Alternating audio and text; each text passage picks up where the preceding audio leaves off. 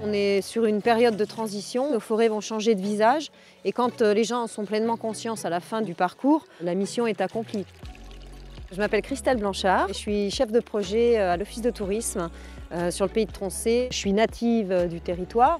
On est auprès de la fontaine de Villejeau, une des 40 fontaines du massif de Troncé. C'est des lieux de croyance, des lieux de légende. Troncé est labellisé forêt d'exception depuis 2017. C'est un élément du patrimoine, c'est pas un membre de la famille mais presque. C'est quelque chose auquel on est très attaché.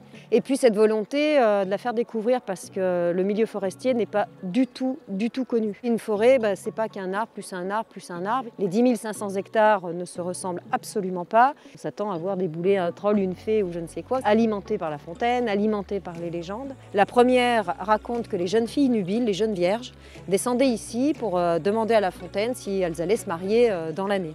Et pour avoir une réponse, elles prenaient une épingle, la jetaient dans la fontaine. Alors il fallait attendre une colonne de bulles. Quand on est arrivé, ça fait des vibrations, ça fait remonter les colonnes de bulles. Et si l'épingle se piquait droite au fond de la fontaine, c'est qu'elles avaient piqué un cœur et qu'elles étaient assurées d'être demandées en mariage l'année en cours. Et puis cette deuxième croyance, il y aurait eu un prieuré avec des moines un peu réfractaires, puisque le 24 décembre, on a décidé de rester ici, faire un réveillon.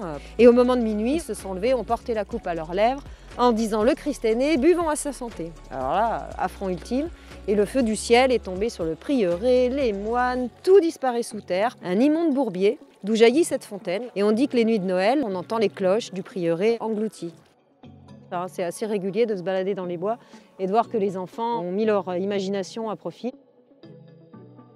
Avec mes frères et sœurs, c'était tout à fait le genre d'architecture qui pouvait naître de notre imaginaire.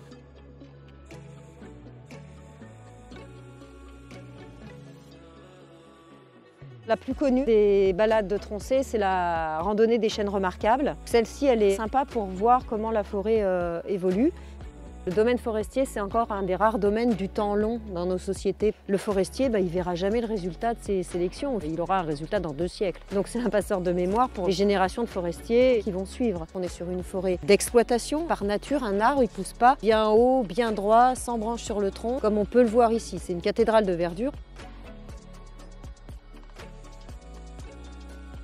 Quand les arbres souffrent, on va avoir des branches et des feuilles, mais beaucoup plus bas. Puis ça va être des arbres comme le hêtre qui meurt. Il a soif l'année 1, l'année 2 ou l'année 3, ça y est, il est mort de soif. Un printemps qui souvent est de plus en plus précoce, un été qui l'est d'autant plus et qui se poursuit tard dans la saison. Ça laisse une période hivernale, une période de repos pour la forêt qui serait due à peau de chagrin, quoi.